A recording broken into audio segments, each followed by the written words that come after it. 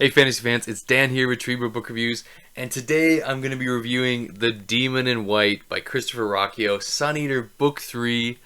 Let's get into it.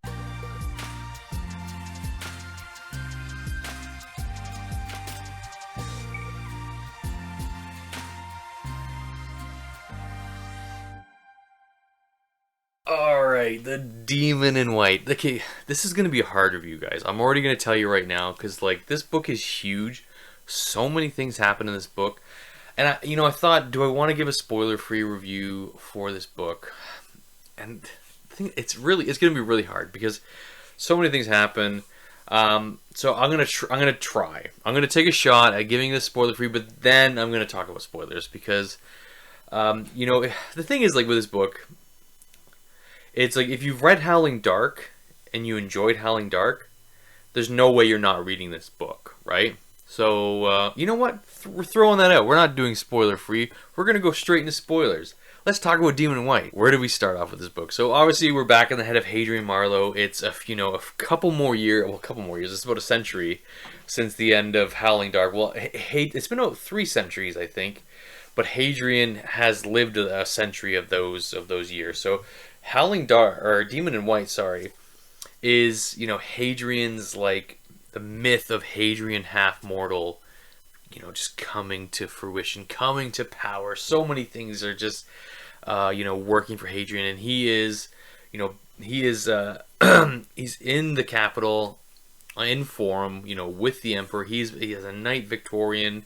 He's gone on so many missions, killed another Cielcen prince, and the rising star that is Hadrian Marlowe just keeps ever rising. And the thing with this book is, it's so fascinating. With Hadrian Marlowe, you like Hadrian, right? You have to like Hadrian to keep reading this series. And the thing is, Hadrian just keeps getting more interesting as he gets older. He's like a fine wine. He just ages, and there's more layers to him, and he's just so, this growth that he has is really, really well done. And so I think with Christopher Ruocchio books is they actually kind of start a James Bond movie, really, where they have this, Hadrian has this first mission that kind of, it's instrumental in starting the story off.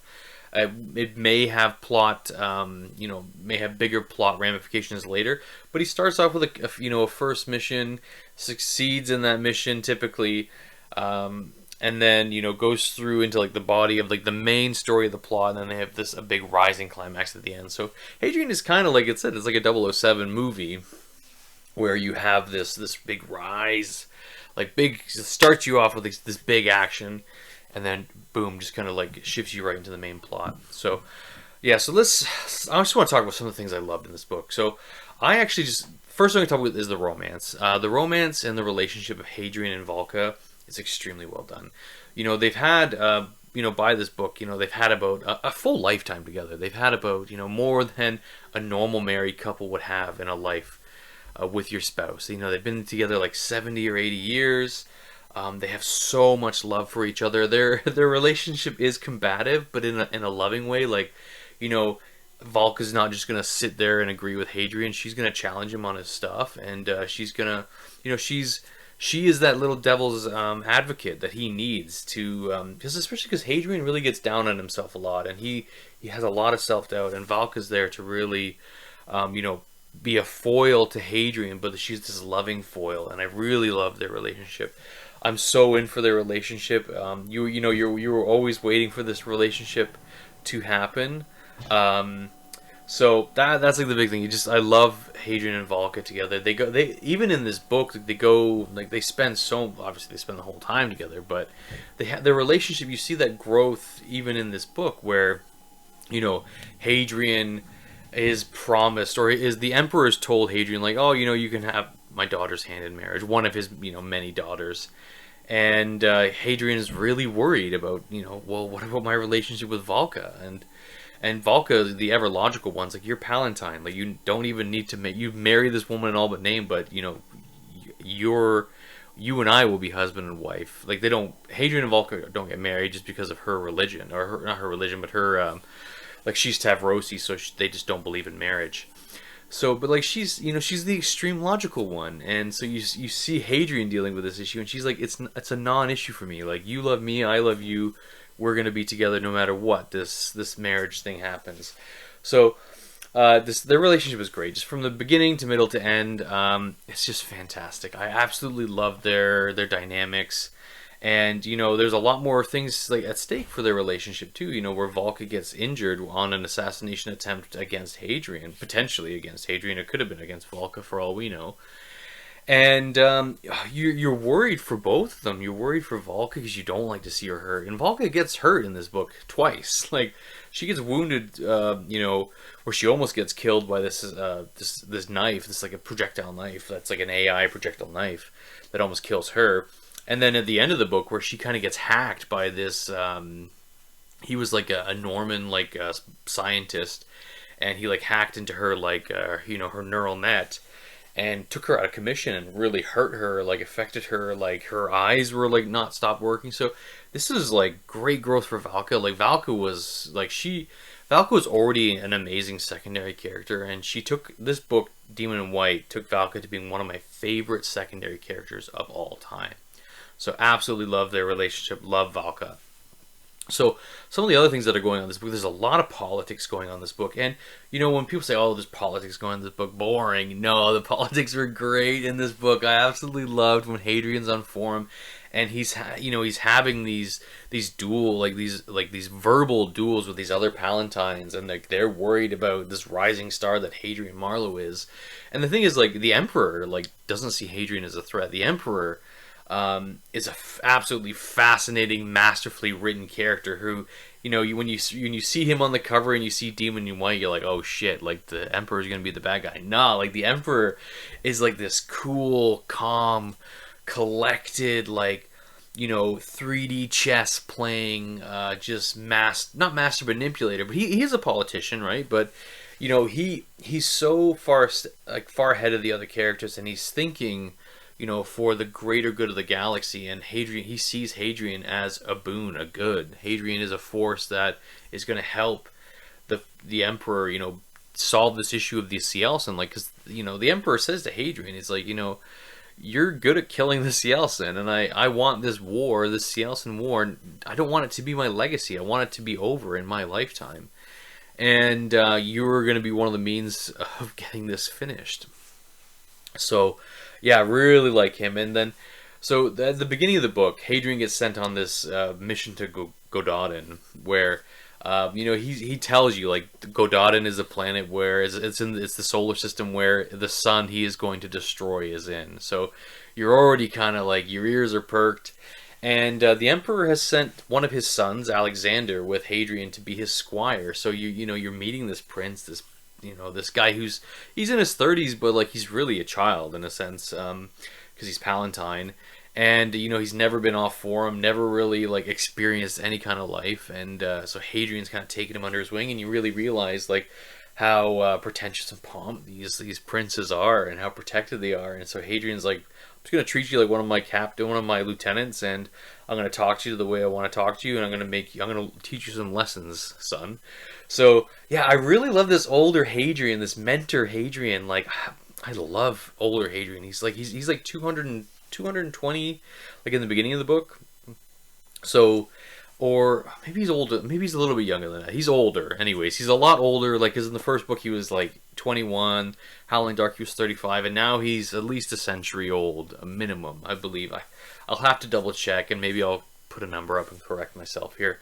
But yeah, love this mentorship that Hadrian does for Alexander. You know, and Hadrian didn't want this mission. Like, Hadrian was sent on a mission that was, you know, they wanted him to fail. Like, these Palatines back on forum, they're like, get this guy out of here, send him on like 100-year mission where he's bound to fail, and he's just gonna fade off into obscurity. But the thing is, that's not how Hadrian Marlowe works. Hadrian Marlowe, like, he changes the odds. Hadrian goes on this mission to Gododdin, and eventually they get sent to, you know, find out where all these missing fleets are going missing, and they run into a Cielcen ship, and they confront the Cielcen. And Hadrian fights one of Siriani Dorieka's generals. I think his name is Ubalu. I think his name. This thing was creepy though. Like it was like a Cielson that was like mixed with like Norman like technology, where it's kind of like an android or like a robot, and it can move faster than them. It's stronger than them. Can't be damaged by high matter swords. And yeah, it's Hadrian eventually wins, but man, it was like a close call, and I was so worried. Not for Hadrian, because you know he lives because he's telling the story, but the secondary characters around Hadrian. And so maybe this is a good segue into secondary characters. You meet a lot of great new secondary characters. So Udax is one. So Udax is an Urchtani. He's like this kind of like pterodactyl bird, like alien race, that they're these crazy cool like flying fighters. They're amazing. I really liked Udax. Such an interesting character. Love seeing like, because that's the thing, like and this is after I'm filming this after I've had my interview with Christopher Ruocchio, where he talks about, the story like with SUNEATER is like finding out which aliens are bad, Cielson, and which aliens are good, and how they are a boon to the empire. And so yeah, Udax is great. Really liked Udax. Another character is Lorian Aristides. Really love this character. So he's kind of like where he's the offspring of a Palatine who didn't really go through the proper means of getting a child, and he has a few birth defects that he's dealing with. But he is such a great character. He's such a funny, witty character. He's like Hadrian, really. He's really like Hadrian. But he doesn't really know when to turn it off and turn off his wit and charm. He kind of can't put his foot in his mouth. So I do like Lorian Aristides. Hadrian really begins to trust him. And yeah, very, very good. You see, a lot of the other recurring cast like Polino, Ciron, Alara, and yeah, they're really good. They're always good. You're always kind of feeling worried for them because like they're just not Hadrian Marlowe, and Hadrian can, he does have a little bit of plot armor, obviously, because he is the the one telling the story, but it doesn't mean like they can't be hurt. So. And there's one part of the book, one thing I want to talk about. There's three big things in the book that I think were the most epic. And this book, like even though it's a huge book, it has unbelievable pacing. Where the action, just Christopher Ruocchio, he's just become a master at the pacing now. And then it's obviously because like he explained his writing process to me in the interview, how he really does a good job at outlining and pacing that book. And my biggest gripes with like Empire Silence was there were some pacing issues, and he's really with his it's because he didn't outline right Empire Silence, whereas these ones like the Howling Dark and Demon in White, he's got this pacing that's just perfect. So first big event that I thought was the most epic like thing to happen in all three of the books is where Hadrian kind of gets goaded into being put back as a gladiator. So the Empress, you find out that the Empress, so the Emperor's wife, Alexander's mother, is, trying to kill him with the chantry, essentially. And she doesn't like him, doesn't like what he's about, and she's like, okay, he pretty much gets goaded into, attacking, not attacking, but like verbally attacking one of the crown princes. And, they said, okay, go jump in the gladiator pits, and you're going to fight my champion. And so they expect Hadrian to get killed in this, and he fights this gladiator. I think he's a Jadian gladiator, and he has there's this duel. Like he's better than Hadrian. Like there's no doubt he is more skillful, but he expected to roll over Hadrian, and that just wasn't the case. And so what happened is this guy pulls out this high matter sword. And you're like, oh shit! Like Hadrian's in real trouble now. And from the events in Howling Dark, Hadrian's left arm is completely like the skeleton is adamant, and so this guy, swings at Hadrian, and Hadrian catches this high matter sword, and you're just like, oh, it's so good, and he eventually kills this gladiator, and then that guy he kind of self-destructs in a sense where there's like a kill switch in him somewhere that just made him dissolve into like a pile of goo. But holy cow, when like Hadrian, and like the thing is like it's so cinematic, like Hadrian, Christopher writes so cinematically where you could see this on like a big screen, like on a TV or like on a TV show or in a movie where just he reaches up and just catches the sword and he's just like, oh, it's so freaking epic. It's so epic, like it's so well done. So that was the first thing, and I was just like, I swear I should have wore like Depends while reading it. Cause like you just like, oh, like this book's amazing. And so then the next big thing was the return of Tor Gibson. Oh my goodness. I thought we were done with Tor Gibson because Tor Gibson's like this character, like Hadrian's mentor, that just does work. Like this character just does work in Hadrian's head. And whether you don't know if it's the quiet intervening or if it actually is Hadrian speaking to himself, like, giving these lessons that Tor Gibson would give. But you get reunited with Tor Gibson on the scoliest planet. And man, did I, like, we'd have punched me in the heart, Christopher Ruocchio. But in a good way, too, where you get to have this closure with Tor and Hadrian, and they get to say the things that he didn't get to say when Tor was exiled, and you learn more about Tor Gibson. And one of the things I wasn't prepared for is not just seeing Hadrian and Tor Gibson back together, it was seeing Valka interact with Tor Gibson, because Tor Gibson is essentially Hadrian's father. Yeah, he's Hadrian's father. Really, that's it. And Valka meeting Hadrian's father in that way, it was just beautiful. And it was so, she thanks Tor Gibson for everything he did to make Hadrian who he is. And it's just like, oh, you're going to make me cry. And I don't cry in books. I never cry in books. And I don't know why. I'm just like kind of stone-facey that way. But this one pulls at the heartstrings. And, this whole section where Hadrian and Valka are on the Scolius planet, I love that because, Valka really is extremely happy because she's a scholar. And, they're searching to, to find the quiet. And really liked it. Really well done section. But the only thing is then, you have to leave Tor Gibson again. So, Hadrian, Hadrian has to leave this man he loves, this mentor, and this is the real goodbye. So that was very sad, but you knew it was coming as soon as it happened. You're like, you're gonna hurt me, Christopher Ruocchio, and yeah, but it was beautifully done. It was so well done. And so then on that same planet, you meet Horizon, who is another one of the Americani, like these AI weird robots that are using humans as fodder to like power themselves. And this Horizon tells you where the Quiet are and how to get to the Quiet. And you learn so much more about the Quiet. And so that was cool. So then that sends Hadrian and Valka on another mission to go and find out this Quiet planet. And they're figuring out like how the Quiet, like, because you've seen the Quiet before on like Emesh, or like their big black their black structure, like their black kind of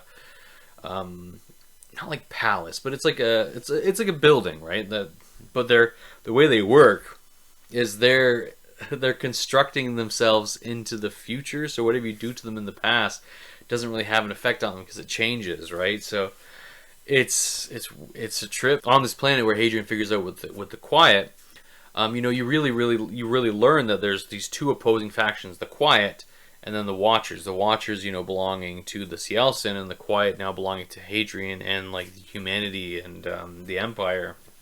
And they see Hadrian as a straight line to get to them becoming a part of the future. So they're these really weird type of alien race that like only exist in the future, but they're like reaching back through the past to try and get themselves. It's a trip. It's kind of hard to explain, and you kind of just need to read it.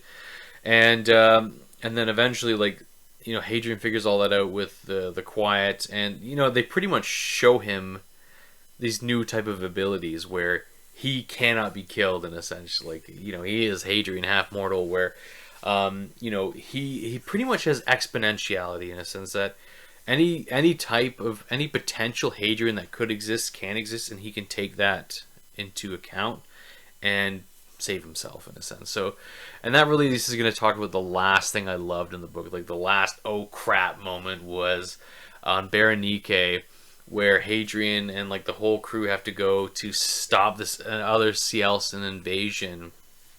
And this battle, I will say, the battle at the end of this was a little bit drawn out, a little bit too long for me, and some things weren't super clear, but it was still pretty good. Like there was still a lot of stuff going on. I'm like, oh my god, I love this stuff. And you meet another one of the generals, like Bahuda, I think is his name. I'm pretty sure that's how Christopher said it. Bahuda. He was like huge. He was like this massive like Cielcin that was like turned into an android, and you know, Hadrian has to fight it, and eventually does succeed in beating it. But there was this one moment at the end of the book where they shoot this like massive heat laser at Hadrian, and he survives it. And it's obviously because he, you know, he looks for the Hadrian that does survive it, and he becomes that Hadrian that survives it. And it just, everyone just said like, okay, this guy is not human. He is on a different level, and they think he is like this prophesized savior, you know, the God Emperor reborn. And so, guys, and it's, this book is nuts. This book is absolutely nuts, and it is the best, the best Sun-Eater book yet. Like, and I'm reading Kingdoms of Death right now. I am not going to give any opinions on Kingdoms of Death yet, obviously, because I need to finish it, and I'm not going to talk about it. I might do a spoiler video later for Kingdoms of Death once it comes out after the 22nd. Give you guys like a week, so maybe that review will come out in like April to talk about like spoilers for that book. But I guess to get into my rating for Demon in White, I gave Howling Dark an S tier, and I'm going to be giving Demon in White an S tier. This book is stunning. It is absolutely stunning. It's a 800-page book that it doesn't feel like it. This book had me interested and gripped all the way through it. There were so many oh crap moments. There were so many beautiful story moments, beautiful relationships, beautiful characters. It was just, this is almost a perfect book. Howling Dark I loved. Demon in White is better. And so, yeah, guys, this, I know this has been a super long review, and I'll put chapters in here because it's long. It's a long one. So, anyways, guys, thank you guys so much. I hope you enjoyed this book. I hope you enjoyed this book review. Please read more Sun-Eater. I'm going to be finishing up Kingdoms of Death soon. But as always, guys, thank you so much. Cheers.